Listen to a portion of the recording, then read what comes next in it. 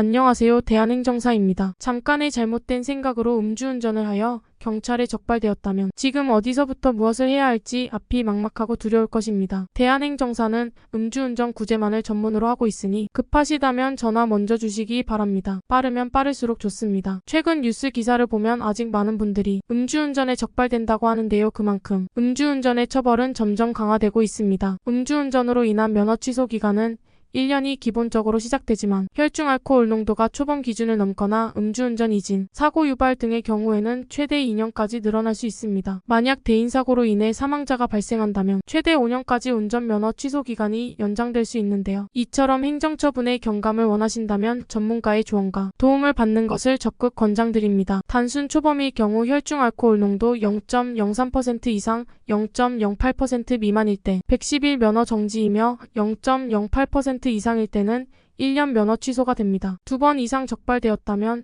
0.03% 이상일 때 2년 면허 취소가 되며 단순 초범이어도 대물사고가 생겼다면 0.03% 이상의 경우 2년 면허 취소가 됩니다. 면허 취소 기간을 조금이라도 단축할 수 있다면 모든 방법을 시도해보는 것이 좋습니다. 음주운전 면허 취소 기간을 단축하는 방법은 과정이 그리 간단하지 않습니다. 중앙행정심판위원회에 행정심판을 청구하는 것이 대표적입니다. 그리고 특정 조건을 만족하는 경우 이해 신청도 가능합니다. 혈중 알코올 농도가 0.1% 미만에 처음 적발된 운전자로 최근 5년간 동일한 전력이 없고 사고를 일으키지 않은 경우에 한해 신청할 수 있습니다. 행정심판은 누구나 신청할 수 있지만 이의 신청은 특정 조건을 만족해야 하므로 신청 가능한지 잘 확인해야 합니다. 면허 취소 구제 신청은 이의 신청, 행정심판 두 가지 방법을 통해 진행하고 있으며 기회가 단 한 번만 가능하기에 해당 기간 내에 접수해야 하며 기간이 지난다면 더 이상의 방법은 없습니다. 앞서 말씀드린 것처럼 행정심판은 이의 신청처럼 조건이 없으며 중앙행정심판위원회로 접수해야 합니다. 이의 신청, 행정심판을 신청한다고 해서 무조건 감경받는 것은 아니기 때문에 가능성을 높일 수 있도록 운전이 필요한 사유를 명확하게 소명해야 하며 그에 따른 증빙자료와 추가 양형자료를 함께 제출할 수 있도록 해야 합니다. 본인 의견서, 반성문, 지인탄원서, 증빙자료 등 선처를 받기 위한 자료 본인에게 유리한 자료들로만 구성해야 좀 더 확률을 높일 수 있습니다. 경찰 조사를 넉넉하게 미루시고 그 안에 양형자료를 준비해야 합니다. 조사 시 면허증 반납과 임시 면허 40일을 발급받으며 면허 취소 사전 통지서를 받고 기가 후 약 12주 정도 후 음주운전 면허 취소 결정 통지서를 받게 됩니다. 면허 취소 결정 통지서는